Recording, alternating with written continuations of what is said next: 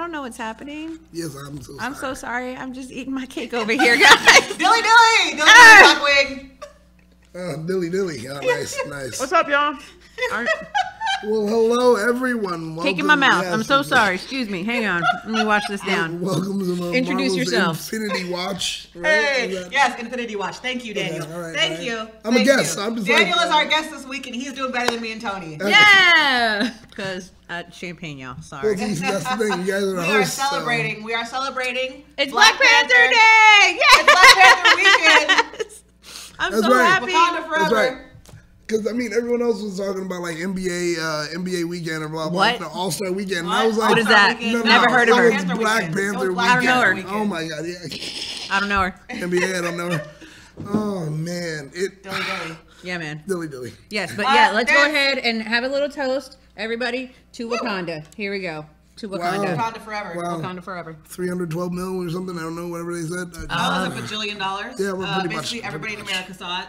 Yep. That's true. It is I think it's the 5th best for the 3-day weekend. Fifth best 3-day weekend. But since this is the 4th day, and we are currently in the 4th day because it's President's Day technically. That's right. It will still count for the overall weekend, Yes. you know. So we have to wait till tomorrow morning for the final count. But it's safe to say that it's doing work, y'all. So far, it was the best February release. The last time I read it was the 2nd best solo Marvel movie. Okay.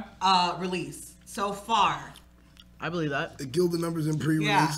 And out of all of the Marvel movies, it was number 3 because I think it's Ultron, Civil War, Black Panther.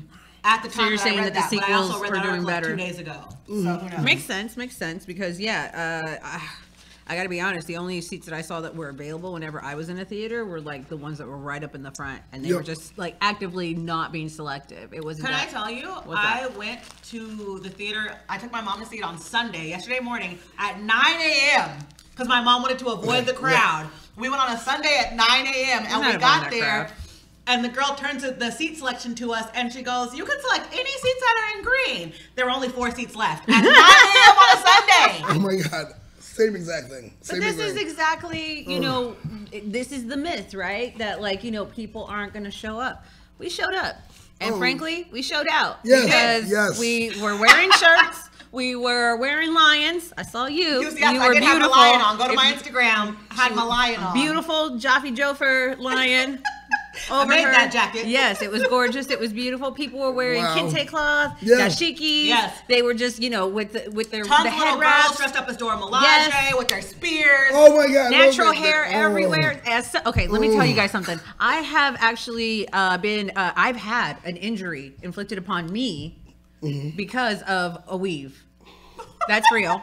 Okay, I had a 2nd-degree burn right here, okay, because I was trying to help my roommate take out her weave, all right, but the problem was that we didn't have enough light, so we took that lampshade off of the lamp, and sure enough, my arm just went straight for that hot lamp. Yes, so I have been damaged by processed and weaves, like processed hair and weaves, so I am a huge proponent of natural hair, and to see all the natural hair that was on display in this movie, in the theaters, I am so happy. It was no great. harm is going to come to me. I'm very excited about that. Okay, I'm sorry. Continue. Natural hair, I was digging it. I was like, okay, this is great. I was just like, no matter what hair, no matter whose head it was on, there was just ultimate lineups. Well, the makeup and for the actual movie, the makeup and the hairstylist said there was not a relaxer or a pressing comb anywhere on set. At all. Nobody. Not one. And I have to say, since we can talk about spoilers, being somebody who is neither here nor there on the natural versus wig, debate, like clearly, do what my you hair want. is not this naturally blonde. Like, I'm going to do what I want.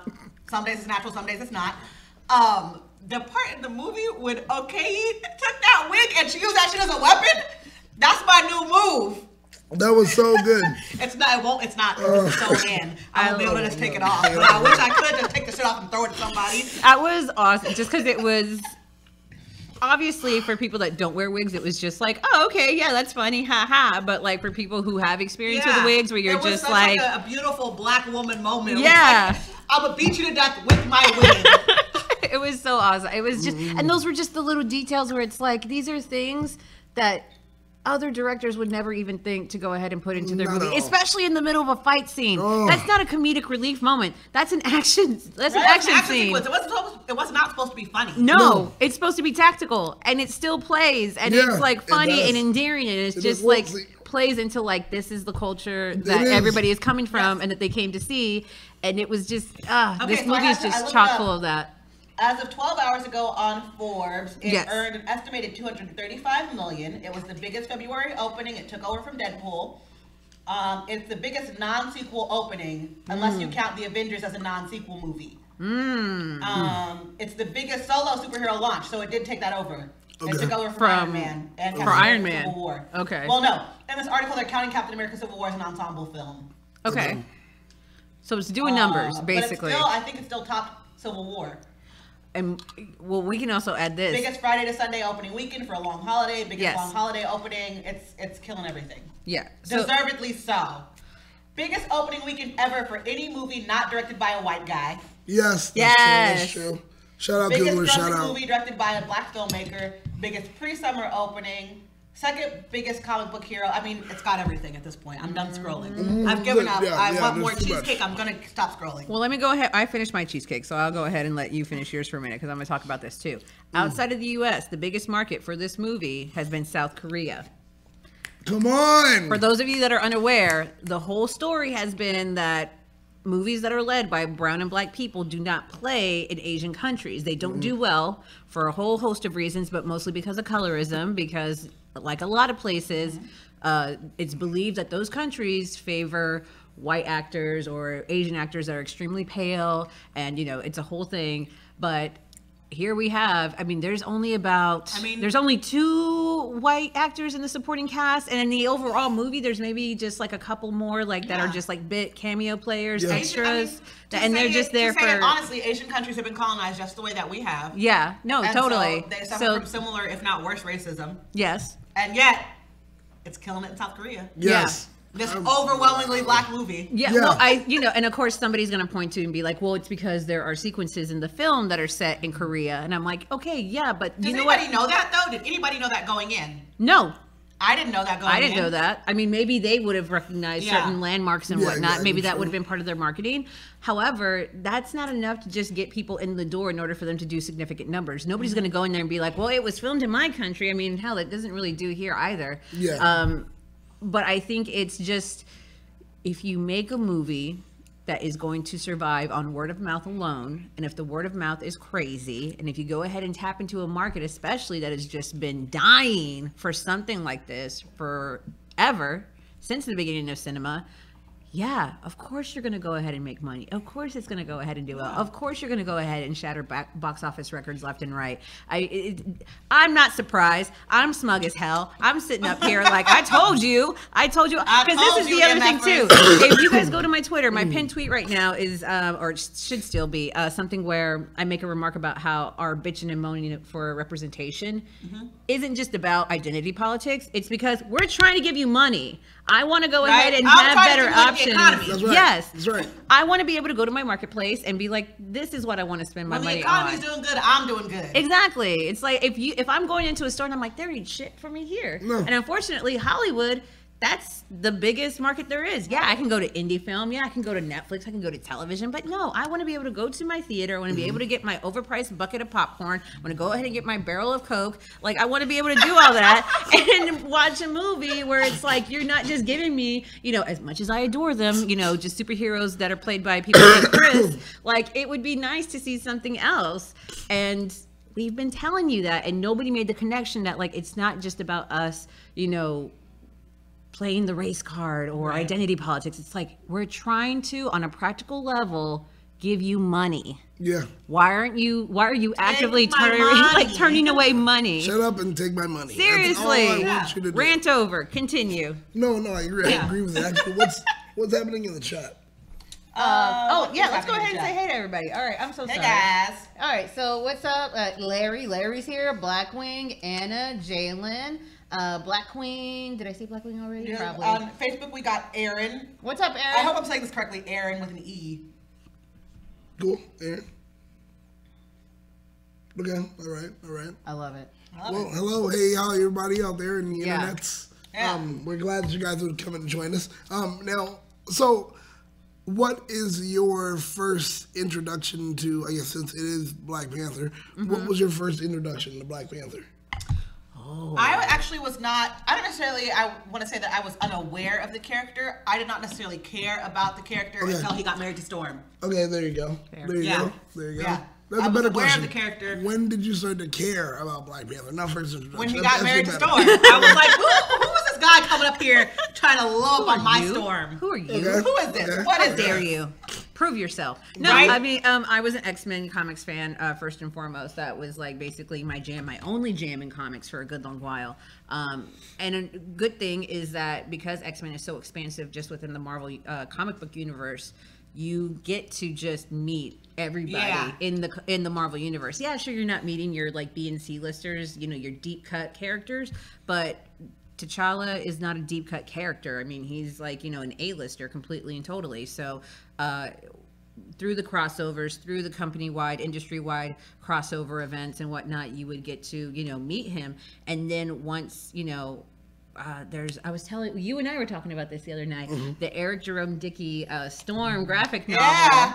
I had no idea that existed. I had So no Eric idea. Jerome Dickey is an African American author. He's known primarily for would you say romance? Yeah. Yeah, I would say romance. Yeah, like romance novels. So it's basically a retelling of how Storm and T'Challa met for the first time. It basically retcons the original It's telling super of it. rom-com-y. Yeah, it is total rom-com-y, but it's a really cute little meatloaf. intro story. But that's basically that was kind of my first like real deep dive into the character, and then after that it was like, wait, what's Wakanda? I'm sorry. Yeah. What do I you need more mean? information. What are you talking about? What's And then- vibranium? yeah. And then I started getting like, you know, people started gifting me because they found out I was a huge nerd. It's not like I could hide it, but then they started giving me like Marvel encyclopedias, X-Men encyclopedias. So then it was just like me getting to just thumb through, and it was like Black Panther like would have a full spread, and it would like Wakanda would have a full page, and it's like, this is amazing, this is fantastic.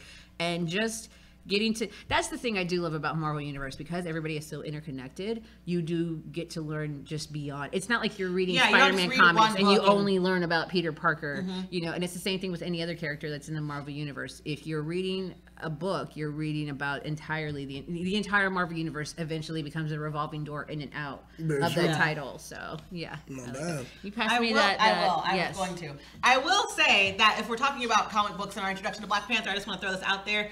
Chadwick Boseman, Black Panther, T'Challa, would never treat Storm the way that comic book T'Challa treats No. Storm. That would not happen. Oh, Nope. jeez. And why? What do you say that for? Because he divorced her with nothing about it. She came up in the bitch and she was trying to help him, and she was like, what's going on with us right now? And he goes, the high priest of the Black Panthers has annulled our marriage. And she looked him in the face and was like, you're the high priest. What are you talking about? She Chadwick so Boseman T'Challa would heartbroken. never treat She Storm was- like that. It's true. Just saying it. So he annulled their marriage, but what? Why? Did he even give a reason why? It was because they were both zipping around and They're felt both like zipping around. They basically they grew apart. Yeah. So even though she's Queen of Wakanda, she's like, I'm still an X-Man. I'm still like, I have my own responsibilities, have my own life. And then he's like, well, I can't. He was getting a lot of flack too for like being away from Wakanda. Yeah, that exactly. tended swings around every so often in the Black Panther yeah. comics, where they're just like, well, where have you been? Where have You've you been been? Yeah, gallivanting yeah. off with your Avenger friends. You know, like you're too good for us all of a sudden. And it's like, all right, calm down. Like, admittedly, the world almost ended last week, so like, chill. He was Yeah, trying to just- like Yeah, Try to right? do stop something. that for a minute, but yeah. Yeah, but honestly, that happened just because we were talking about this too last night. We were intoxicated, but we were talking about Yeah, this we last were. night. Comic book writers can't let people be happy? Yes. That was the point? Yes, that was the point of the conversation. Yes, Comic totally. book writers cannot And let people be happy. Status No. quo. It's always a reversion back to the status quo. Yes. Even if people get together, it's very, very unusual And for them I to feel stay like Marvel together. is so guilty of that as opposed to other comic book franchises. But Totally. like Marvel is so guilty of, Totally. we're going to do this crazy thing and then, 6 months later or however long, we're just going to reset it back to what it was. But you know what? I want to in reference to the movie, Nakia. So Nakia is supposed to be Black Panther's, like, I guess they had a thing once upon a time, and she went Right, ahead and I and was decided skeptical. to, like... I was skeptical going in because I knew that, Letitia Wright was playing Shuri. Yes. And then you have Okoye, who's part of the Dora Milaje. And then you have Yes. Nakia, who you're not sure who her character is. Yep. And in my head, before I saw the movie, I was thinking, there's no way they can have Lupita Nyong'o, who is absolutely beautiful, be in this movie and not be a love interest. But on the other hand, I'm bitter about this love interest business because T'Challa and Storm. Yes. And then I saw the movie, and I'm all about Team Nakia now. Doesn't she remind you of Storm, though? Yes, I can say that. I feel like they did pull a lot of Storm characteristics. Yeah. From. I'm pretty sure Nakia is her own character. Let me go ahead and look this up. You go ahead and finish. But especially in the scene when her and T'Challa are walking around Wakanda, and he makes some line about, you should be queen, blah, blah, blah. And she's like, well, I can't be queen. I have a calling. There are other things that I want to do in life. Right. And he says, you're too stubborn to be queen. And she goes, oh, no. Me being stubborn is why I'd be a good queen. That is very much a Storm one-liner. Storm would very much say something like that. Well, she was there as a constant counterculture, always going to push him a little bit more. And with her being able to push him, it did make him open. Yes. And that was an important thing, especially for him as a character, because he was able to develop more because he was so open. Which was great. Speaking about this movie was very culturally relevant. Yes. Extremely culturally relevant. And one of the things that hit me hard was at the very... Oh, there she is. Look how pretty. Oh, my God. Okay, sorry. Continue. She looked like a hot biscuit on a summer day. Oh, my God. She was so beautiful. And can we go... I just want to go ahead and call attention to this. I can't remember the last time that I saw a black couple on screen where the female is darker than the man. Right? My mom keeps talking about that. That was one thing that she really took away from the movie that she really enjoyed. That... Nobody in this movie passed the paper bag test. Not a single one of them. Loved it. Loved it. Oh my God. Except literally, but that's Michelle and Barack. Yeah. That's what it is. Yeah. It was just like totally. But I see it. That's what I was coming to with the social relevance is that the beginning of the movie starts with her on a secret spy mission to Boko Haram, stolen women, and she's up in there like, not on my watch, not today, Satan. I love that, but I loved the whole thing of, okay, so basically they've been able to go ahead and circumvent the, we talk about this, I think, every week about comic book girlfriends, about how they're just there. You and goddamn Jane Foster. Fucking Jane. Well, it's not just her, though, because I mean, it's a lot of them. There's so many of them. There's so many of them. I mean, that's just, I think, the flimsiest excuse, but... There's a lot of them, and I mean, even Pepper Potts has fallen into this. I mean, Mary Jane Watson, Betty Ross. I mean, like literally all of them at a certain point, they just like, "What are you doing here?" There's literally no reason, and you're serving no purpose other than to just be another person in the room. Bait. And Nakia is just very, very insistent upon the fact that, like, I'm going to be here, but I really want to be be out there. Yeah. I got work to do, and I got my own life. I am here for you because you have an emotional crisis right now. Yeah. But also, I got shit to do. Yeah. So I'm not gonna stay. Yeah. No. And it was always apparent that even though there was a moment that she had to just choose and decide, like, all right, I'm going to go ahead and stay and save, my own country and the people that I love and, essentially her family. I felt like that was just like, God, we don't even have to have that conversation of whether or not she qualifies as a shitty comic book girlfriend. The women drove this movie completely so hard. Yeah. The women absolutely drove this movie. Yeah, yes, definitely. It's called Black Panther. Look at her. And it's about T'Challa, but oh my God. Goddamn. Nakia and Queen Ramonda and Okoye and Shuri. The rest of the Dora Milaje, this is the thing. The female characters were so strong. They were written perfectly. Not well, perfectly. Because they were multifaceted. And you got moments to understand what was their driving force. Yes. And what would make them make decisions that they did. That would make you say yes, no, or even maybe. And I love that. Every one of them had that kind of moment. Yes, and it was very much, I felt, in line with Black culture because women are so incredibly strong in Black culture. That's the thing. It's not just Black culture, too, because even though, I don't know if you guys are aware, but I am not Black. However, I was able to watch this movie and just see so much of like my own family and my own culture and be able to like, okay, like, do you guys remember watching My Big Fat Greek Wedding and the mom has the line where it's like, the man is the head of the family, but the woman is the neck and she can make the head turn wherever she wants. And it's totally true. Like my own family is like that. And I tell the men all the time, I'm like, God forbid your women should die before you because none of you are lasting more than 6 months. But anyways, I digress. In this movie, it's just like that too, where it's like, you never have to have that conversation of whether or not, nobody here has to have a conversation about whether or not they are valid in terms of their authority or their intelligence or their expertise. Not even Shuri. And Shuri is 16. I don't think a lot of us knew that going into it. No, I did not know that about Shuri going in. I thought she was young, obviously. Clearly, she looks young. She's 16 in this movie. And I feel like that's the most perfect example of the fact that they were just like, no, that kid has the most amazing brain that we've ever seen. Yeah. We're sure as hell not going to question it. And anybody who does is obviously an idiot. So everybody goes about their business. And there doesn't have to be this whole qualification of like, well, actually, like nobody has to prove their credentials. Well, actually. There's always that scene. I feel like even Pacific Rim is so fucking guilty of this. Yes. Like, anytime there's like a tough girl or like someone who can handle themselves, they have to like prove somehow, and somebody has to make a remark about like, oh, you're pretty good for a girl, or like, oh, I had no idea that that's what you were doing. I'm sorry, guys. Let me go. No problem. We're having cheesecake and champagne because we're celebrating. Yes. Okay, so welcome, Kat, to the chat. What's up, Kat? Black Wing just said that his favorite person in the movie was Shuri because she was so smart and she cracked him up. Yes. And my brother saw it on Friday. He knew that I already had seen it. And he immediately called me after, and he was like, hey, can you talk about the movie? And I was like, of course I can talk about this movie.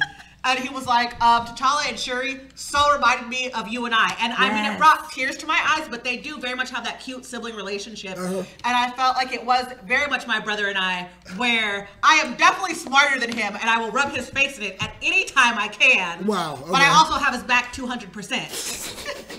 No, and I love that. Okay. I love that it felt like a real sibling, supportive relationship as opposed to just sibling rivalry or like even a codependent relationship, the way that Quicksilver and Scarlet Witch have sometimes. Loki and Thor are clearly antagonistic. Yep. You know, Shuri's still she's gonna give him a hard time. What are those? Oh, God, that was so good. Because I know there were people in the theater that were just like, what's wrong with those? I don't. Those are great. Those are great sandals. What that means is what's going on here? Why is everyone laughing? Right? Like, it's like, that's when you go and you go to meme.com or Know Your Meme or Know Your Meme or Urban Dictionary, and that's when you look it up. No shame. I've had to do it. Okay. I'm telling you, when it happened, I was looking around like, all right, who's not getting So my second time seeing the movie, there were two things that stuck out to me that I didn't get the first time that I absolutely loved. Which was? One of them was with Shuri, because the first time I saw the movie, when they bring Agent Ross in, she goes, oh great, another broken white boy for us to fix. Yes. Did not put two and two together the first time. Really? The second time after I saw it, and I know that Bucky was coming, I was like, oh shit, Shuri! I thought it was cute. So funny. I mean, I thought that's what we knew immediately. This was the fear, right? Black Wing, I called them sneakers. That was the joke when my brother was like, "Oh God, that's my sister," because she would make that shitty ass joke. You know what I called them? I called them sneakers. She's like so she was funny happy about it. Oh, she's so funny. I love her. She's so funny, so funny. 200% the kind of shitty ass joke I would make. Oh man. Oh boy. Yeah, no, and then the other thing that blew my mind that I didn't realize the first time I saw the movie is that at the very beginning, the prologue when they're explaining the history of Wakanda, that is Killmonger and his father talking. Yes. Did not get that the first time. Isn't that great? Yeah. Isn't that amazing? The second time, the first sentence when it started, it goes, tell me a story about home, Papa. I went, and because that's and I was sitting there with my mom who hadn't seen the movie, so she's looking at me and I'm like, don't worry about it. This is okay, so the first time that I saw this movie and everyone's like, well, what do you think? Like, where would you rank it? And I'm just like, for me, rewatchability is a big thing. Yeah. If I can't rewatch a movie and still either have, the same feelings invoked in me time and time again, because unfortunately it's like we become desensitized, we know what's going to happen, we know that, or if there isn't new things for me to notice like that, then it's like I've seen it, I'm kind of there. And frankly, there are a lot of really, really awesome, great, even perfect movies that I'm like, I can't watch them again and again just because it's like, I've seen it, I don't want to go, like, it's just not a thing that I like really want to do.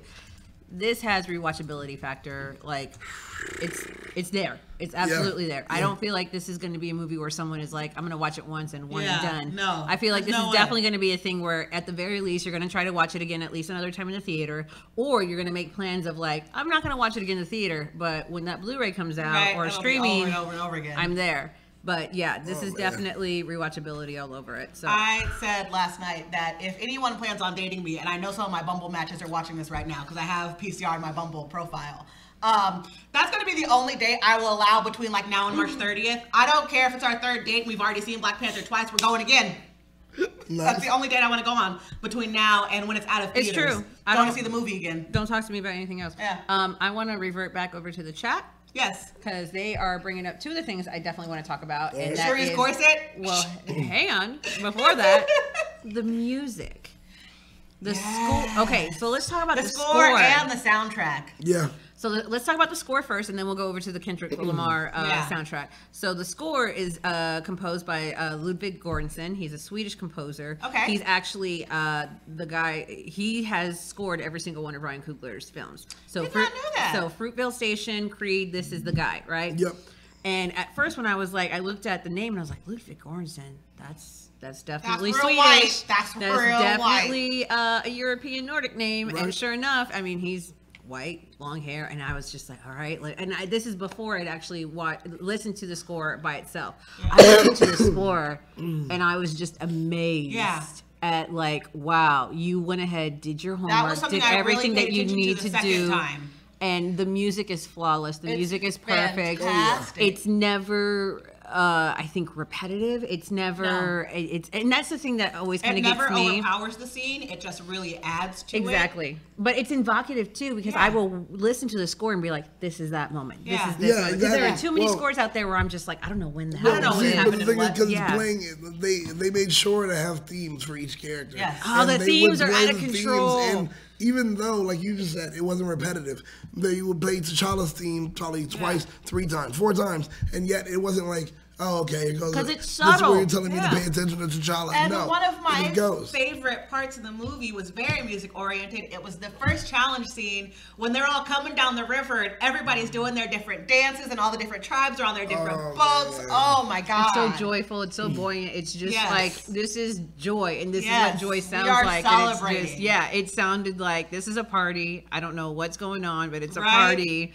And it just, it's Nakia had her 2 hoops, and she was just getting it. Man, dude, I loved it. So this is a great score. If any of you are out there and are you're not the kind of people that would actually sit down and listen to a score, you need to change it about yourself. You need to change your mind, because this is one of them. Very much. It's really good music to just put on. Like, you have guests over and you just want some nice music in the background, and you don't want to overpower the conversation, but you want a little bit of. Someone's gonna be like, "Is this Black Panther? Is this Göransson?" Someone would notice. It Absolutely is. Yes. And it was good. And then moving from the score to the soundtrack, Kendrick Lamar. Bravo. And its use in the film, it wasn't heavy. It wasn't heavy-handed, because sometimes it's not Bad Boys 2. It's not Bad Boys 2. There you go. It wasn't like every. We got to make sure that every 10 minutes we play one song from it, and we have to play every one because you're trying to market that soundtrack. P. Diddy produced it. We need to pay him properly. So it's like, no, they did what they had to do properly. It was great. And like the first real chime we get of the soundtrack was when we get to see we did get to see it when we first met Killmonger. Yeah. But it really came through when they pulled up in Korea. Yeah. Man. That when the Weeknd hit. Oh, yes. Because the Weeknd has such a distinct voice. The Weeknd was when they walked into the actual casino. Yep. And it just pulls back and you start to hear that. But then that Vince Staples song is what plays in the car chase scene. Yeah. But it's a remix. So even though you've heard it a couple times, either in the trailer or even on the, because I've been the Kendrick Lamar soundtrack has been out for a week before the movie dropped. So I've been listening to it because it's all I had. They didn't drop the score. So I was like, maybe I'm again desensitizing myself. Maybe when I hear it again, it's going to be just like, great. No, it's a remix and it's hype and it's so good.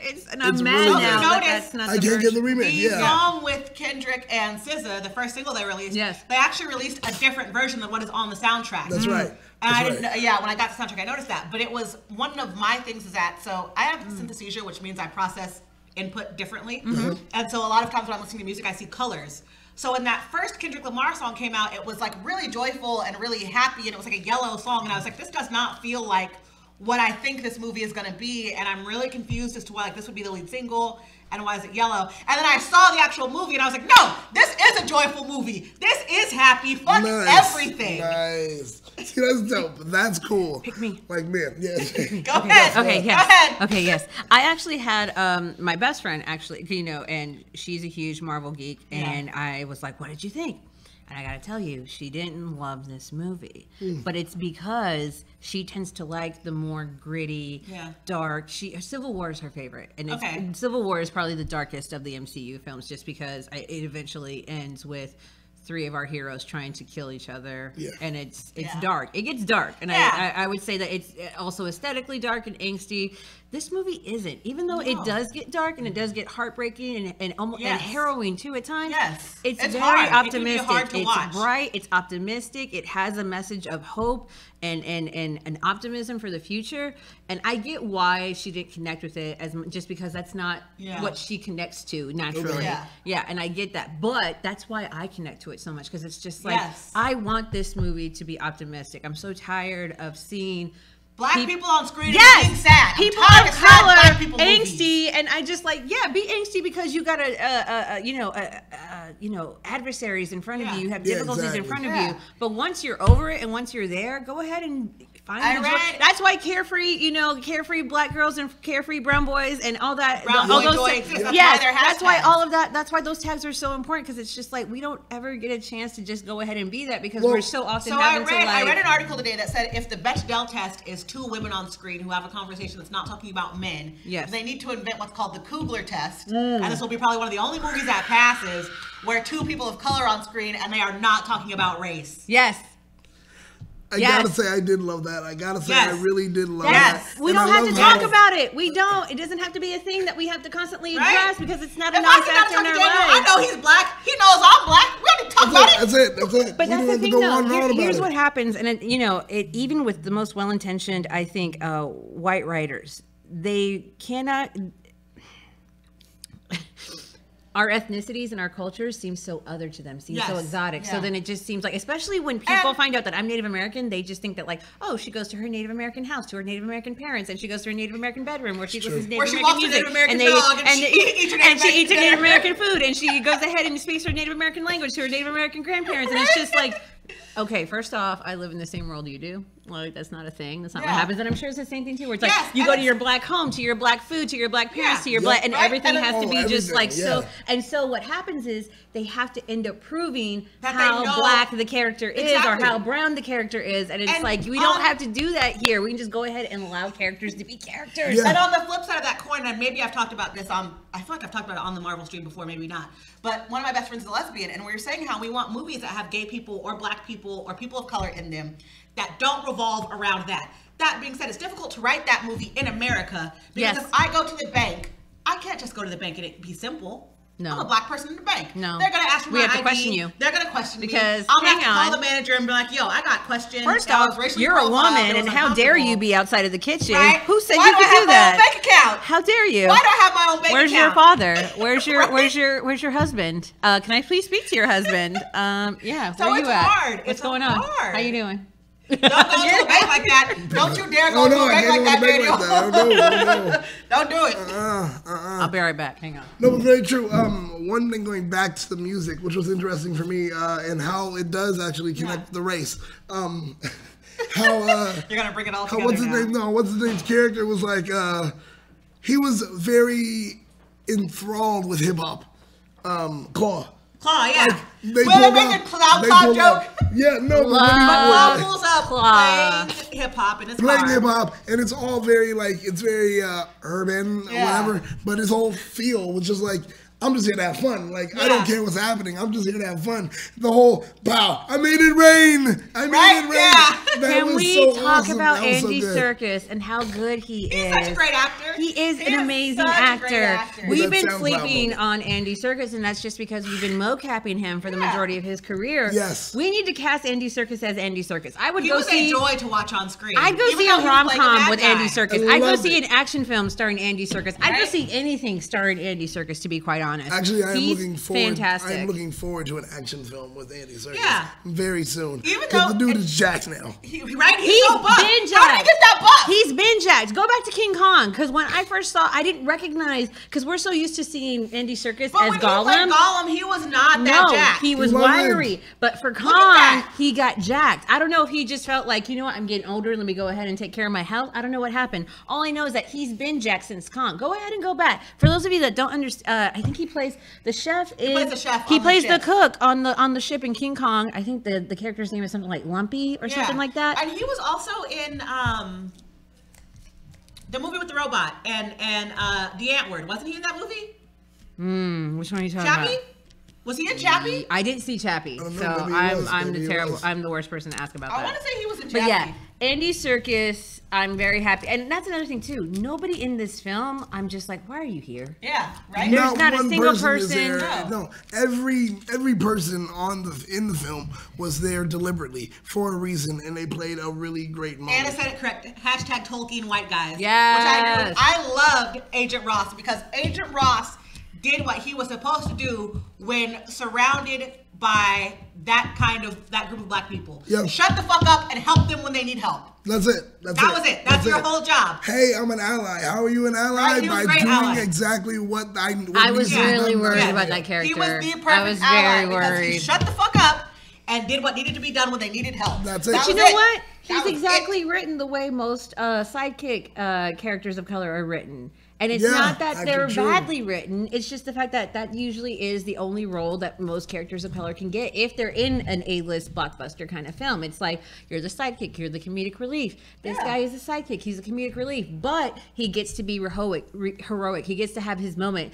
Yeah. And, you know, for people that are just like, oh, he's the real hero of the movie, I'm like, calm down. Calm down. First off, because he wouldn't have been able to do dick without Shuri.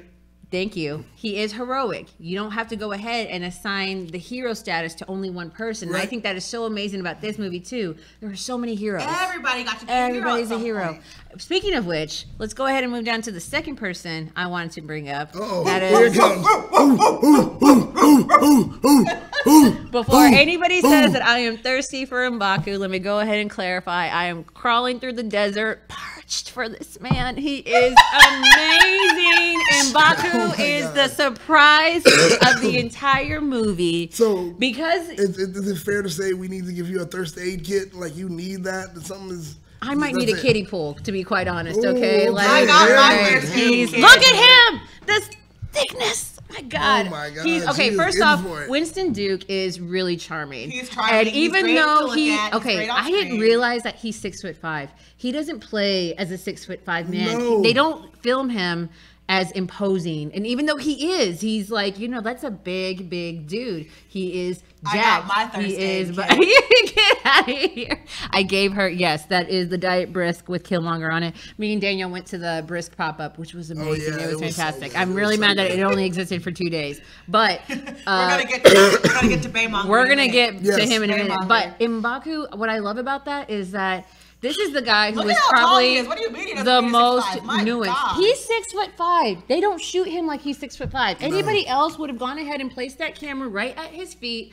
filmed up, and made him look like he was 8 foot some. They would have filmed him as just the imposing large black man. Okay. But what they do here is they go ahead and just allow him to be yes. a complicated character. When he first shows up, he's there to challenge T'Challa. He wants to go ahead and take the throne because he doesn't believe that T'Challa should be the one making decisions for Wakanda. All right, great. So they go through the challenge. He doesn't win. All right, sad he fights day. with honor. He lets it go. Like he Goes back to Jabari. and he goes back to Jabari Land. By the way, can we talk about the fact that did you honestly think a character that was originally known as Manape was going to be this amazingly imagined? No, look at him. No, Look because at him. to me, the second I hear Manape, I'm like, that is racist as fuck. It is I racist want as nothing fuck. to do with it. Absolutely, it's racist That's literally as fuck. what I thought, and I was like, Right? here it comes. Literally, when I heard he was going to be on, I was like, here it comes. Here it comes. Here it comes. I Here thought we so go. too. Oh, boy. They fucked up. Not at They all. didn't. Not at all. He becomes, I think, the most well-rounded character, and he has, I think, the most Yes. dramatic arc is what I would say. Actually, to go from someone who is perceived as you think antagonist. he's going to be the antagonist. Yes. And then You he don't ends like up him. being an ally. Yes. And not only an ally, he's someone that is allowed to go ahead and disagree with T'Challa and still go ahead and say that, you know, I'm going to support you. I'm going to go ahead and show up for Wakanda because I can do that because I believe in honor. I believe in tradition. And it's not just because I want to oppose you for the sake of opposing you, which is what, unfortunately, a lot of villains are written as. Like, I'm just going to oppose you just because I can. All right, let's see if I drop this all over myself. All right, 1, 2, 3, go. Yeah. Happy Wakanda Day. Okay, Black great. excellence. Hashtag. There you go. Oh, my God. I love it. I love it so much. Hashtag melanin I'm is so mighty. happy, you That's guys. what I Melanin is mighty. There we Melanin go. is mighty. So happy. Okay. Oh, man. But yes, I love M'Baku. I love Winston Duke. I love the jokes they wrote for him. The vegetarian line was that was so good. You cannot talk. What do you say if you He was like, if you speak you good, I you will say one feed by you. one, I will feed you to my children. Beat. just kidding. We are Just vegetarian. kidding. We are vegetarian. And then he giggles. Right. And then he covers his mouth because he's giggling so hard. I'm just And saying though, from now on, and maybe people will get offended by this, but I'm gonna start calling people colonizers. I already have calling people colonizers. I have, And and I have also, people, oh my God. did you know Also, if you talk too fucking much, I will bark at you. Woo! It makes sense. I have called people colonizers. I have a lot of groups that I'm in on Facebook. And so I called someone a colonist. And it became a big thing. Of course blah, it did. Blah, blah. Of course it did. And That's was why like, I said maybe it no, won't no, sound right. no, I prefaced it. But it was only because I know this is gonna be bad. It was only a big thing for the two colonizers on the two colonizers. But once again, we talk a lot of mess in that group. Oh, yeah, so I it know. was just. It was I'm only literally gonna say just, it to people who know that I talk a yeah, lot of they shit. were only doing it because they talk shit. So they're like, oh, the best way to talk shit is to talk shit about the fact that you did it. So it was fun. It was fun. But yeah, in it is college, my I new- used my to new phrase. ask white people for their green cards, and that was they were like, but then they would know, and they were just like, well, shit. Yeah. Good point, That's a good one. Tony. That's a good one. Touche. And I'd be like, yeah, sorry about that. Sorry All about right, it. She's like, you're welcome. You're welcome. Oh man. Oh my god. We should have never fed y'all, but okay, great. But Yeah, no, there you go. M'Baku is my favorite. He's my favorite character of the movie. Do you guys have a favorite character from the movie? Ooh, that's hard. It is, but honestly, just because he was so well written, he was just.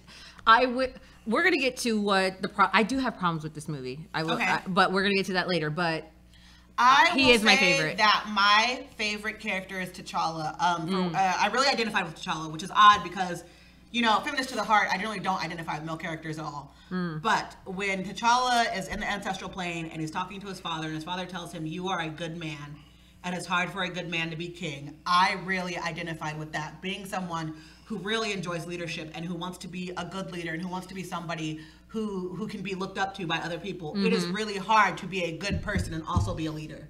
because then you have to stick to your ideals, You have and to it's stick to your not ideals. always. And or sometimes you have to make the best decision, which to other people will seem like a shitty choice. Yeah. And- There's sometimes there are yeah. just no good choices. Yeah. There's sometimes just a shitty choice and a You less are shitty sometimes choice. caught in Yeah. catch-22 and other Yeah. people won't understand that. And it's hard to be a good person and be a leader. Yeah.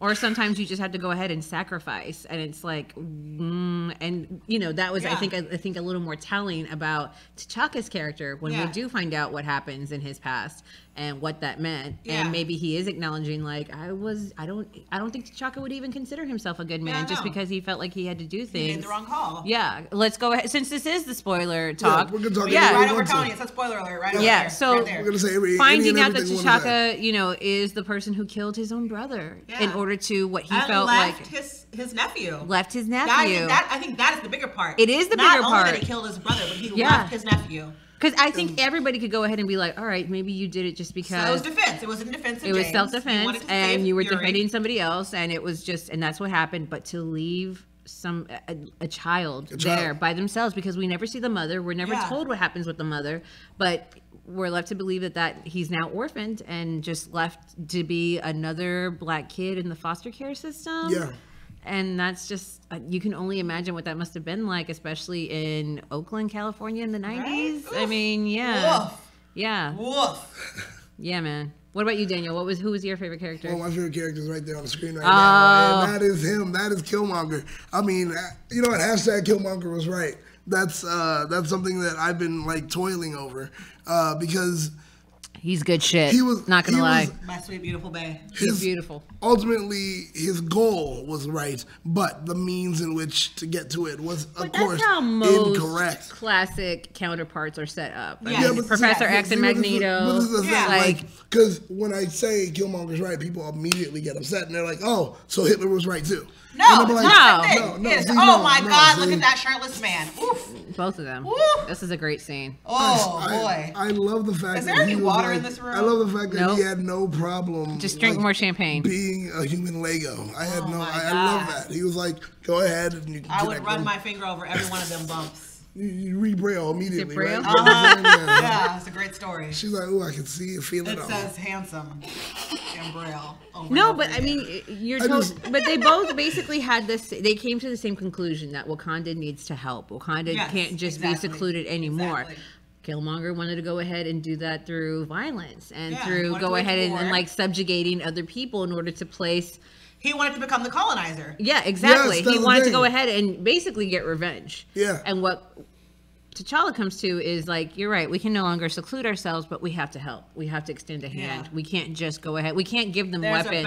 We have to give them technology. We have to give them medicine. We have to give them education. We have to give them resources. Can I say that was probably one of my favorite scenes in the movie, the after scene, when he goes to the UN. He goes to the UN and that crusty ass white guy is like, what can you do? And T'Challa just looks at him like, fuck you, France. Fuck you, France. Literally. This is the moment that I needed because, okay. So no lie, Daniel and I and a whole bunch of others, we went, and Joshua too, you were there too. You were a witness. We went to Gallifrey 1 last night and we were imbibing beverages, and I then we started talking about Black Panther. Of course you did. And I started just basically pouring out every single thought I've ever had about the movie.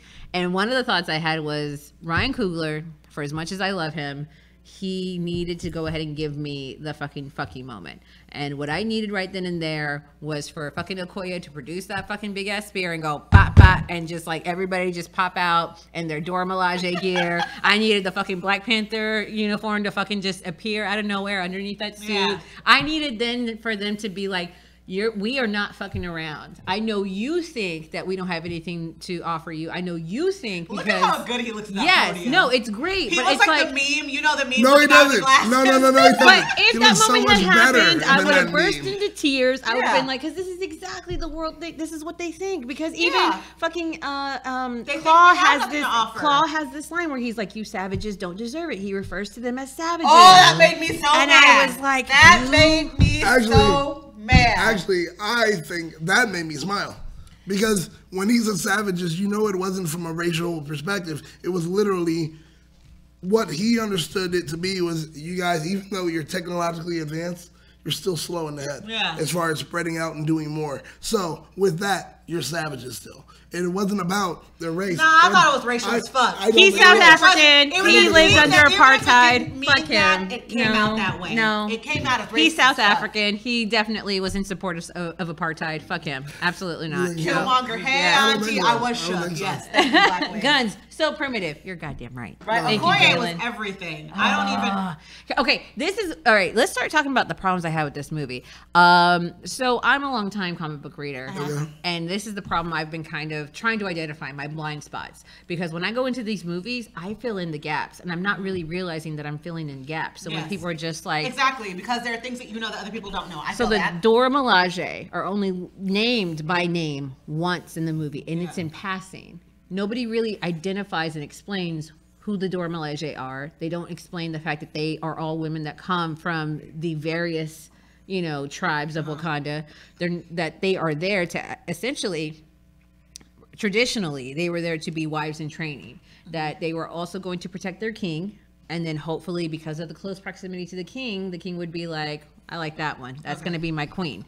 And that's essentially what it was for a lot of years until it was just finally like, that's a little sexist. You can't just surround yourself with women to just be like, that's the one, So that eventually fell away, but the practice was still the same. They were still taking these women from the tribes. They were being trained all their lives to basically achieve Dora Milaje status. And that was like the highest honor that you could. And it was this thing that had been going on for years. So the fact that even Ruth Carter, who was the costume designer, she was saying that she designed the tabards so that way they would be like, these were meant to be items that were inherited. So that way your grandmother, your mother, your aunt would be able to pass this on to you and be like, here, you're now a Dora, and this is what I wore when I was a Dora, and here you go, and that's for you. And that you would take these little tokens and sew them into your, I'm like, this is the shit I need to know. And nobody is explaining this shit. I know this because I'm a nerd. But that's one of the reasons that I kept saying, I want the 4-hour version. I want the 4-hour version. Yes. And even though we know that technically there is not a 4-hour version, I do feel like in that 4 hours of footage that we had, there are more were some scenes, small things that could have. Well, one of them was your man being there at the UN.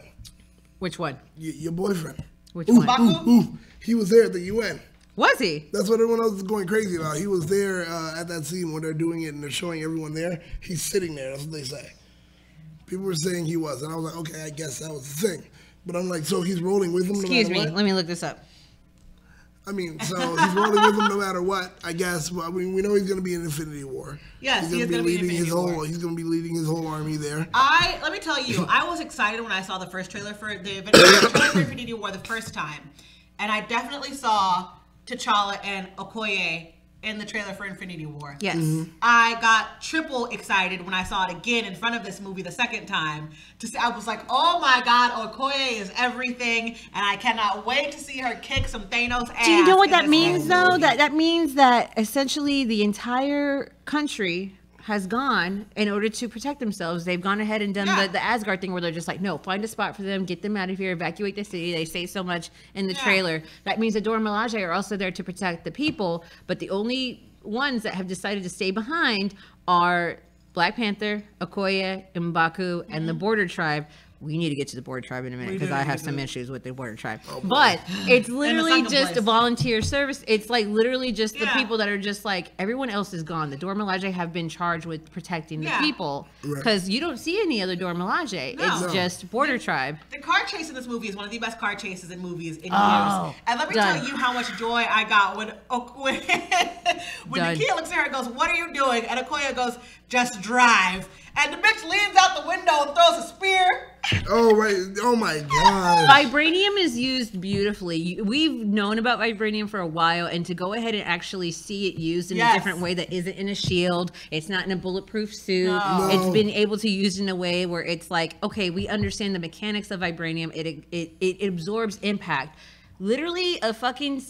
a spear that is it's not that thick around, guys, and it literally stops a moving vehicle that we have to imagine is going at least 70, 80, 90 miles down the road and stops that shit without and then when the car crashes, she does a backflip, plants her spear in a piece of the to absorb the impact. Again, the mechanics of these superpower, this is what I love about these superhero movies. To take the mechanics and the physics that have already been established and being able to stretch them and explore them in a way that it's like, that makes sense to me. This is building the world out even further. Blackwing wants to know how Nakia was still in the seat after the car got destroyed. It is said in the movie that the car was a vibranium car, so we can't actually project how vibranium would act in an impact. My thing would be that it's the components that are holding the vehicle together aren't necessarily vibranium, and the fact that it's a sonic weapon that's being fired at them, and it's already been established that sonic vibrations do affect. They don't obliterate vibranium, they don't destroy vibranium, but it does go ahead and disable it enough to go ahead and render it mildly, malleable. So she already created some kind of crazy ass car seat that saved Nakia. I mean, honestly, that's not a thing that was like, well, how did that happen? That's just not a thing that's realistic and happens. Like, really, guys? Like, I've been watching. Cheesecake platter? Yes, I can. Excuse me. We have a cheesecake platter, guys, because we are celebrating. We are so hyped about this movie. Oh my God. Oh. Ooh, it's decadence and destruction.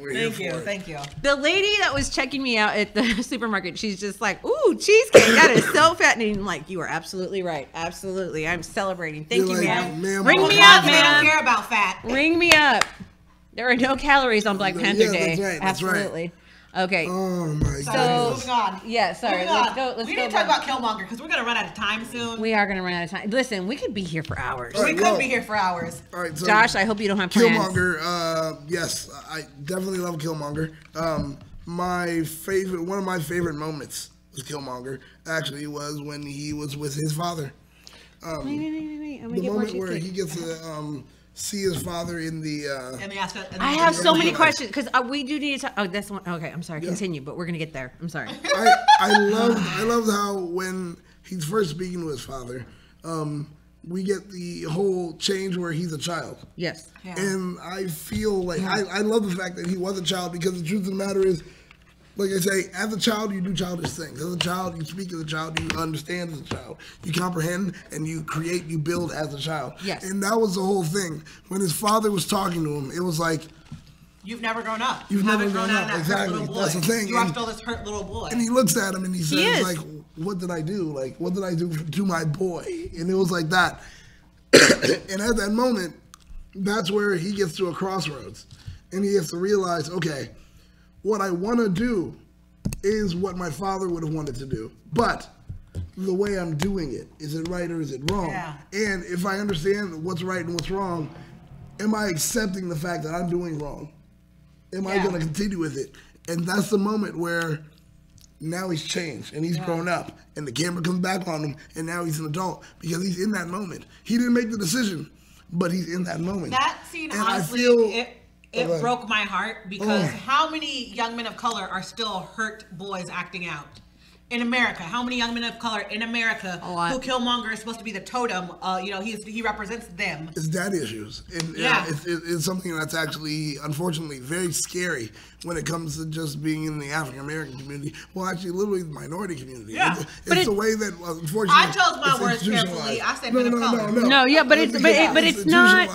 It's not daddy issues in the way that Tony Stark has daddy issues. Tony Stark has daddy issues because he feels like his father never approved of him or supported him or understood him at all. However, what we're talking about here with Killmonger is just that his dad wasn't there, and that is so true of so many people. And it's like their parents aren't there just because they've died because shit is not fair. They've been imprisoned unfairly. They've been taken away unfair. Like something has happened where the parent is not there, and it's not because the parent doesn't want to be there. It's just because they live in a world that has separated the child from their parent. And this was the world in which he was raised in. And it very much mirrors our own, where it's like so many parents, just because it's not that they don't want to be there. It's not because of any, that they don't want to be the person that their child needs. It's just because things happen. Things got in the way. And not even that things happen, but because they made decisions. And even though it's not right, I'm going to go ahead and say, like, the decision to kill Njobu, who is Killmonger's dad, it wasn't right. And I think that's something that even T'Challa in the movie arrives to, where it's just like, no, it wasn't right for him. He should still be alive. We should have known the truth. We should have been able to make this right. We should have been able to not create something that was going to come back and essentially almost destroy us. Yeah. And we created our Frankenstein, so now our monster, our beast is coming back. Yeah, and it's going. Yeah, exactly. And it's like we made this problem, and that's why I think that T'Challa was so easy or eager to help Killmonger, or to tell him, we can heal you if you want, or to go back and to try and do what Killmonger wanted to do in a different way. Yeah. Because he realized this was our problem. We made this problem. We never sent aid. We never helped other countries. My father killed Njobu. We didn't take Eric back home with us. Wakanda is essentially a fundamentalist state. Yeah. They believe, like, in the letter of the law, which is, we don't go outside and we don't allow the outside to come into here because we are just, and there are a lot of countries that are still like that to this day. Yeah. They definitely don't fucking look like Wakanda or act like Wakanda. They're not this like utopian paradise of technology and vibranium. Yeah. It's just, they believe like, we have to contain this and like be isolated from the rest of the world. They realize, like, with T'Challa, it's just this idea of, like, we can't do that anymore. We're in an era where now doing that, it's no longer a question of our survival. It's now just become a question of, like, how much are we willing to sacrifice our compassion and our souls, and to the detriment of everybody else around us? Because look what happened. This was a way, I mean, like, it's not like there's going to be another just royal member of the family that's just going to pop up out of anywhere and try to like take over the throne. However, it doesn't need to be that drastic. It can just go ahead and be like, there are people that look like us that are suffering, and there are people that, and like Killmonger has that greatest line where he's just like, well, didn't life start here in Africa? Aren't all people your people? And he then feels a responsibility not just to, the thousands, hundreds of thousands, maybe even millions that live in Wakanda. It's the billions around the world that are like, I do have a responsibility to people because they were wrong. Yeah. They were wrong. How could we not go ahead and help? We have the responsibility to, if we can help, we should help. Speaking of compassion, Killmonger is the first villain in I don't know how long where the movie wants you to have empathy for him. And I actually felt it and had it. There's so many movies where they want you to have empathy for the villain, or they want you to feel bad for the villain, and they try and create these, tortured characters and these multifaceted characters that aren't really multifaceted. They're not you talking about Loki? No, not Loki. I mean, my number one example, my prime example, and even though I love this character, is Kylo Ren. They try to create so much sympathy for Kylo Ren when really this guy, like, Why should I feel bad No, for him? Why no. should I have any emotion towards him at all? He's kind of a dickhead. Well, the truth of the matter is, when you feel any level of compassion, it's disingenuous. It's definitely disingenuous for him. They're just playing. They're playing you. The writers are playing you, and they're trying to make you feel bad for Kylo Ren, even though you have no real reason to. Whereas Killmonger, there was 100% reason to have empathy and compassion for him and understand where he was coming from. You want to know why? Because he reflects our world the most, rather than Wakanda. As much as we love Wakanda, and much as we're just like, fuck, wouldn't that be great if we could go there? It's like, right? I'm trying to move to Wakanda like tomorrow. We are Killmonger, and Killmonger is us, because that is Wakanda the have world that we American refugees, because I'm number one. Listen, if there was a way for me to fucking go ahead and give up my American citizenship and become Wakandan, first in fucking line. Bye. Absolutely. Goodbye, everybody. Bye. Love you all. I love you guys. Definitely. I might come back. I might not. Come visit me. I'll be in Jabari land trying to get it in M'Baku. There were themes in the film, themes that were sometimes done, and some themes that were essentially unspoken. What I'm saying, or what I'm getting at, is literally the theme of silence, and how silence is something that people of color tend to do as a way of a show of loyalty. Very first part in the film, where she turns to them, the women, and says, you will never speak of this day. Yes. And from there, they understood, we will never talk about this. It didn't happen. Later in the film, we find out that, T'Chaka kills his brother. Yep. And there's another vow of silence, essentially, where it's like, okay, we know this, but we'll keep quiet. And it's a show of loyalty. It's a thing that people of color do. But the thing is, it's not always helpful. And sometimes that silence can be very detrimental. And it's something that we learned here in the film, where it's like, it's not always the best thing. It's not okay. No. It's not always the best thing. No. And it's something that, in this current day and age, we have to kind of consider. And it was just, there are so many themes being driven in this film. And I just loved it, because this film did so with that much. white hair was such fan service, and I love it. Oh, yeah. I'm trying to get my friends tomorrow. Yes. Okay, all right, this will be a good way for me to segue into the things I didn't like about this movie, because, and we have to talk about the border tribe, and we are running out of time. Listen, we're gonna run long, Josh. I hope you don't have anywhere to be, okay? Make your peace with it now. You can have some cheesecake. Here, have the rest of the champagne. Okay, great. Listen. I think this movie is a 95 out of 100. I really do. I don't think it's perfect. Okay. And the thing that doesn't kick it up over 100 or even to 100 is the fact that there are so many things that are just implied and that I needed to see. There were things that are talked about in passing, or again, just sort of implied, and I never get to see it on screens. For example, there are references throughout the film, and exactly 3 times, about how the importance of burying somebody, the importance of the funeral rites to somebody. King T'Chaka is dead. We don't get to see his funeral. And not only that, but with the death of King T'Chaka, that means that Prince T'Challa is now king. We get to see the challenges at the Warrior Falls. We have no idea what happens with the rest of the country when he is officially crowned king. Is there a parade? Is there a celebration? Is it a holiday for the rest of Wakanda? We get to see Wakanda. We get to see just basically a few shots of, the Wakandan landscape, some buildings, some whatnot, a few shots of the marketplace whenever T'Challa and Nakia are walking through there. What do Wakandan schools look like? What does the hospitals look like? What does the post office look like? Is there are no international chains. What are what does Wakandan restaurants look like? What do the ice cream shops look like? We walked through the city though. We saw them bartering for baskets and making chicken. Yeah, that chicken looked damn good too, by the way. But again, it's like these are just these are such micro shots, and even the way in which they're shot. They're so micro. Yeah. I'm just like, what does that look like, though? What is happening? And I feel like this is why the movie, for me, if I have to go ahead and rank this, gun to my head, I don't think it's my favorite, just because this is a tall order for this movie to fill, because this is a place that we've never seen before. It is completely 100% fiction. The only other place that I could even possibly compare it to is Asgard.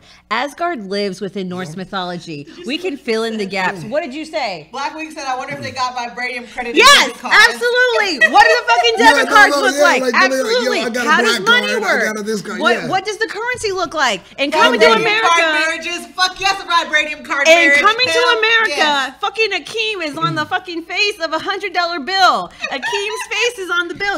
Is T'Chaka's face on $100 Like, no, bill? One of Is my there a favorite moments Yes. of Black Twitter, somebody said, what does coming to America have to do with Black Panther? Bitch, are and you somebody kidding me? replied, Zamunda and Wakanda are neighboring countries. Did you Yes. read your social studies? Thank you. They are. And these are the things that it's like, I need to know this. I need to, especially, okay, here's the thing about Zamunda. Zamunda could get away with this because we're only in Zamunda for all of 10 minutes throughout that movie. We are in Wakanda for almost the entirety, like 92% of the movie is set in Wakanda.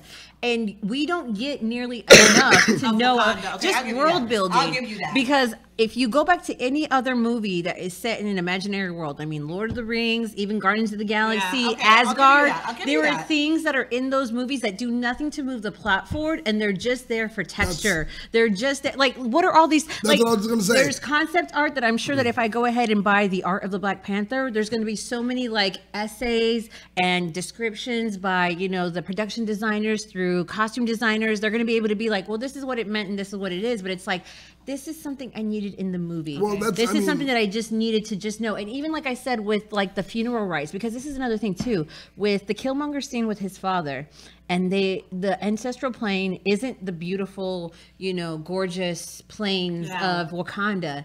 It's the tiny, cramped apartment in Oakland. And it's like, what is the difference between Njobu and Njidaka that we have to go ahead and assume that that's where he would be going once he's dead? Why are they there and not with everybody else?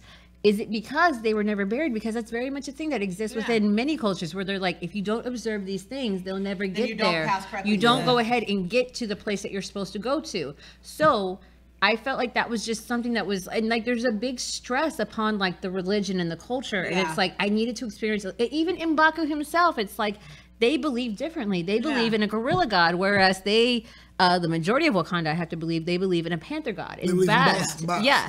And it's like, okay, these are things we needed to discuss. These are things that we needed to see. I'll give you that. I don't think that this movie suffers for it, but it doesn't kick it up to I don't think this movie is perfect. And that, but again, it's also like, it's a tall order. Okay. It's a very ambitious order. The border tribe. Fuck Wakabi. Fuck boy Wakabi. No. Wakabi was in the sunken place. No. Wakabi still hasn't left the sunken place. Oh shit. And it made me Oh so shit. mad. Oh shit. Let me tell you about Wakabi. He had the fucking nerve to step to the baddest bitch that fiction has ever created and was like, would you kill me, my love? You're goddamn right I'm gonna kill you. My entire country is in fucking jeopardy. You're sitting here talking to me about fucking mutiny and shit, and you're wondering if I want to put a spear through your fucking head? You're goddamn right I am. Fuck you, Wakabi. Oh Fuck my Wakabi. God. All day, every day. I hope he's dead under a bridge somewhere. I really do. Damn. Mic drop. Mic drop. Oh, no, my in the cheesecake. In the cheesecake. Oh God. In the cheesecake. In the cheesecake. That's it. That's all we have to say about the border tribe. That's it. I guess that's all we gotta say. I mean, No, dude. seriously, that Oh was a my great God. we talked about this. Everybody last time, said and we it. talked about it. Everybody talked about it. Like it was like, We wow, talked- congratulations, you're a punk ass bitch. Right? You literally are. Punk-ass I bitch. can't believe that. You are so upset over something that unfortunately he had no power over. And Right? you're like, well, so you're T'Challa just has like done your his dad. best. Yes. You're just like your dad, so I'm mad at Well, you here's too. the thing. And it was T'Challa like, is king for all of 2 days, and he's like, your father was king for 30 years and couldn't do anything. How did I think it was anywhere different? I'm sorry. You're talking about It's been 2 days, bitch. 2 days versus the 30 years you claim you've been waiting for. Are you fucking kidding me? Sit the fuck down, Wakabi. seriously, Sit the fuck seriously. down. My God. Put on your blanket and sit down. Shut the fuck up. Oh my God. I want to know what Wakandan prisons look like. Seriously. My God. Oh yeah. Okay, but that's the other thing too. Can we also talk about this real quick? Okay, what I really needed. Okay, when T'Challa resumes the throne and he walks back into the throne room, and it's when he's in the beautiful black coat with the kente cloth bordering, around Yes. it. That was a good. There were so many good looks in this movie. My God. To the left, in the back, is M'Baku. M'Baku has assumed a place on the Wakanda Council, which means that the Jabari have finally come down off the mountain, literally, and decided to go ahead and reintegrate themselves into Wakanda because they've been just isolating themselves because they were just like, nah, they're too bougie. We're not going to fucking deal with them. But he's there. Where is the conversation that happens, that must happen between T'Challa and M'Baku and says, I need you. I've lost Wakabi because he was my best friend and advisor, and then he turned mutineer. Fuck him. And then we've also lost Zuri. So I don't have anybody that would be able to go ahead and teach me about Wakandan tradition, about how the fuck are we going to nurse back the heart-shaped herb. That was my big question the second time. I'm like, what the fuck? You can't tell me that Jabari don't know that, though. You cannot tell me that. I refuse to believe. He's been up on the mountain watching. He said, we've been up on the mountain watching you. You cannot tell me that the Jabari don't have a fucking library. They don't have, like, the fucking secret scrolls. They don't have, like, a magical tree that houses all the sacred texts and shit, just like the Jedi do. You can't tell me that they don't have that. The thing is, what I will say is there's a phrase that they do say in Black Panther, which is boss will provide. Yes. No joke. So no matter what, when it comes down to it, boss was one to actually introduce them to it. She will introduce them to it again. But I'm just saying, like, he's already lost the people that would have been able to. T'Challa has lost the people that would have been able to keep him honorable in terms of tradition. Yes. M'Baku is the natural person to fill that in.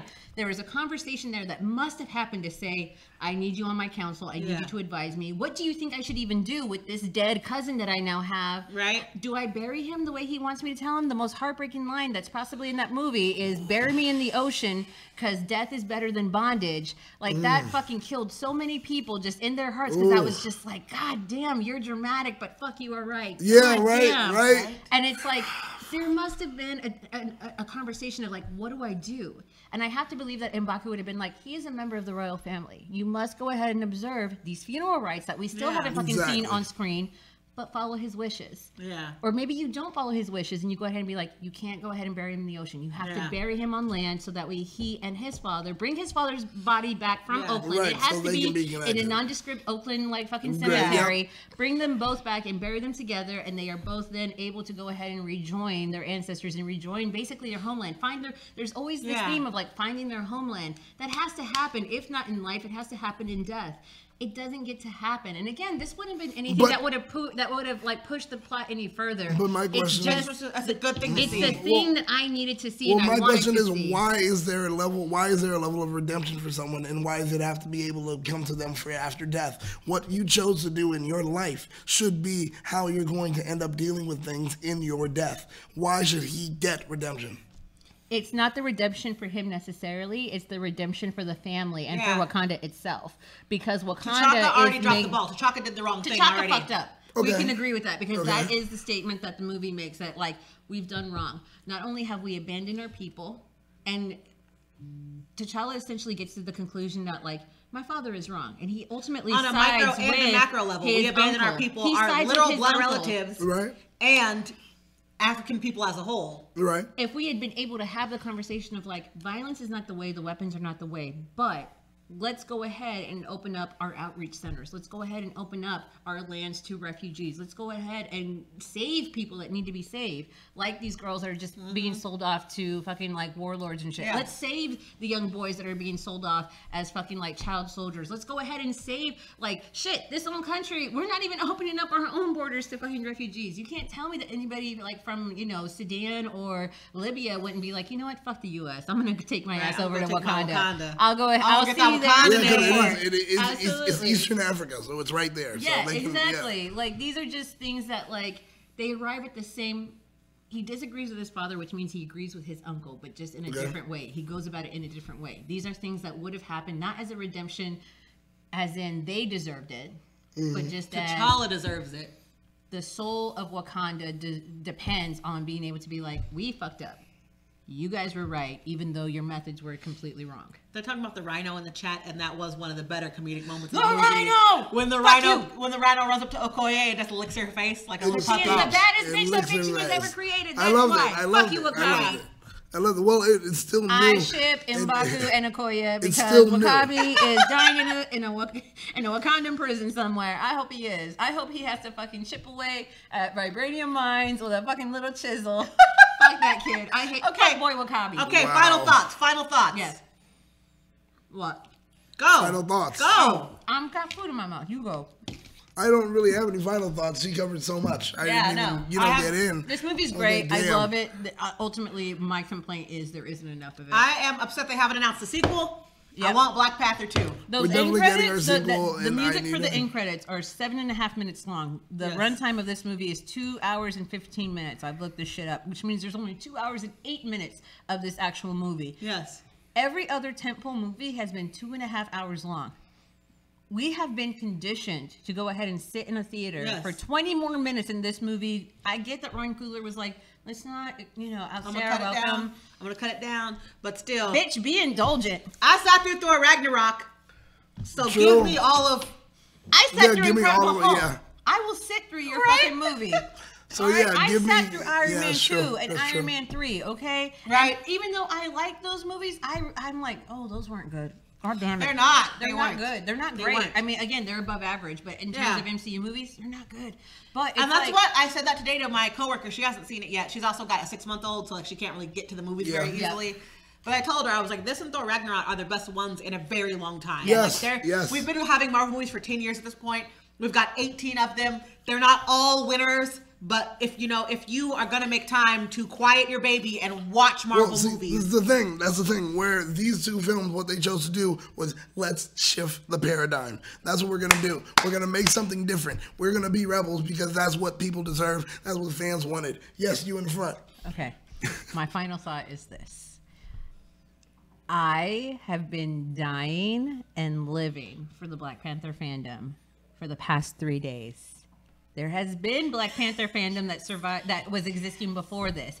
But what has happened over this weekend has been fucking phenomenal. Yes, I will agree with you. We were talking about this before filming. All the photos that are coming out of people going to see this movie. The guy who had 2 plates and the kids who were stacked on top of each other. The drum groups. And the dance groups. One of my favorite ones was a video. I think there's a group of actors who made this video, but it's like before going to see Black Panther. And it's guys walking in, and they're walking in, and they got on jeans, and leather jackets, and leather jackets, whatever. Yes. And they got all kinds of swag, and they're doing their thing. And they walk out of the movie, and it's a song from the soundtrack, and they got drums, and everybody's in African print. But tell me, who didn't walk out of the movie feeling like that? I saw the movie with my mom yesterday, and we walked out of the movie at 11 o'clock in the morning, and she was like, I feel so black right now. Right. Blackity black black. You want some fried chicken for breakfast? We black. We black today. Blackity black. Oh my God, it was maybe not every day of the year, but today. Today I'm black, y'all, and I'm black, y'all, and I'm blickety blickety, and I'm black, y'all. Oh my goodness, it was. Here's the thing, though. I've been also noticing it's just been a bunch of like fucking negative Nancy's, just lame ass people that want to be like, why are people so extra? Why are people so hyped? Let the people have the movie. But here's the thing, though. Kev on stage, let people have the movie. This isn't about being extra. It's not about being hype. It's not about that. This is what fandom looks like. And the reason that you want to identify it as being extra or being hype or doing the most or whatever the fuck you want to call it, it's because you are not used to seeing Black people engaging with fandom like this. That's true. And people are just like, well, they're not all Black Panther fans. It's like, I'm sorry. Not everybody that goes to a Star Wars film would identify themselves as a Star Wars nerd. And let me tell you, I've been to Star Wars premieres where I was the only person not dressed up. Yes. Yes. And even the people that do dress up, they're not the kind of people that would go to the convention. They're not the kind of people that would go ahead and drop in that. But they're the kind of people that will, because there are varying levels of geekdom. It's a Star Wars movie. I'm going to see it the first day. I'm going to dress up. Yes, exactly. There are different levels of geekiness, but we all geek out in our own ways. You're not used to an entire fucking demographic doing this because we haven't had this movie before. We haven't had this kind of representation before. We haven't had this happen ever. No, we haven't. And the entire, you know, you can argue about when the fandom really started, but I think most of us would agree that it was in 1978 when the first Star Wars movie came out.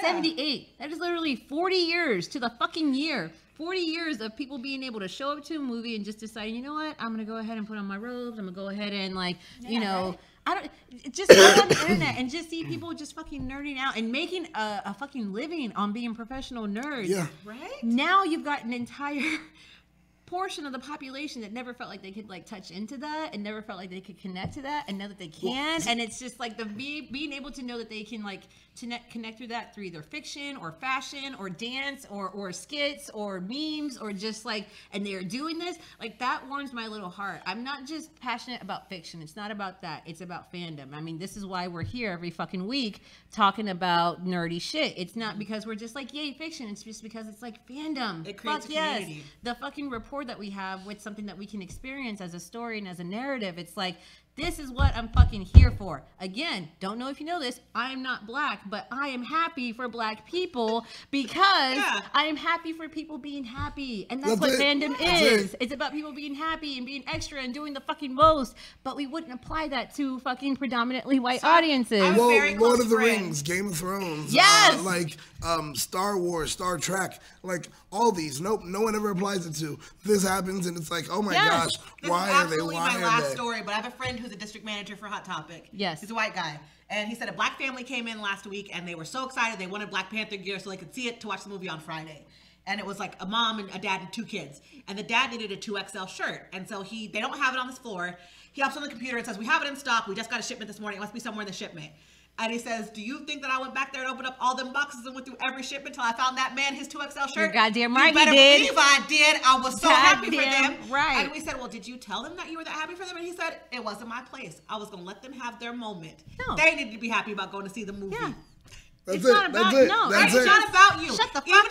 if you feel that you Be can't happy relate, from it's a not about distance, you. bitch. Let people be happy. Seriously, just shut the fuck up. That's Not it. everything is about you, Becky. Shut That's the it. fuck up. I'm sorry. I'm gonna finish my cheesecake. Drop that mic again, not the cheesecake. Right? That's it. That's it.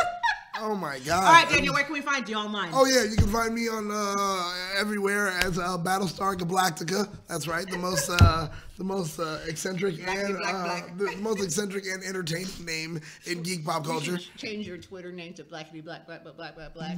Black. Just until the end of February. Just until then, and then that'll be it. On Twitter, you can find me as that hashtag BSG. You can find me on the internet at Lambertra. It's my last name, Lambert, with an extra R-A-A at the end. Twitter, Instagram, my own website. That's where it is. This bitch. And I'll be back next week here. Be here next week. Sorry. Toni? Yeah. Where can we find you? At the bottom of that champagne bottle. At the laundromat watching the sheet. I'm going to be at Milton Eddy's, which is a beautiful Burbank dry cleaners, and that's where I'm going to take this sheet, and I'm going to dry clean it because I'm responsible, and I love Joshua that way. I do. Listen, I'm at the Toni Sanchez, ToniSanchez. You can find me there. You can also find me just anywhere else where I am ranting and raving about how much I fucking love this movie and how much I love how excited people are for this. So if you haven't seen this movie, please go see this movie. You just gonna go ahead and pour that? That's probably got my backwash in it. How dare you? He put his mouth on it, but I just he's put my sick, mouth so on I it. can't have Okay, anymore. we're all I'm not family. sick. I lost We're my family voice. here. I lost We're my okay. voice. I'm not sick. Listen, All guys. right, you guys. Are we gonna do Pop Culture Renegades? We're gonna do Wakanda Forever. How are we gonna close this shit? Because we fucked up last week and half of us did one thing. Yeah. Did we do Renegades Out, Wakanda Forever? Is that what happened? Yeah, let's go. Let's go. Wakanda forever. Wakanda Forever? All right. Okay. One, two. Well, hang on. All right, let's go. Let's do it. One, two, three. Wakanda forever! Nice.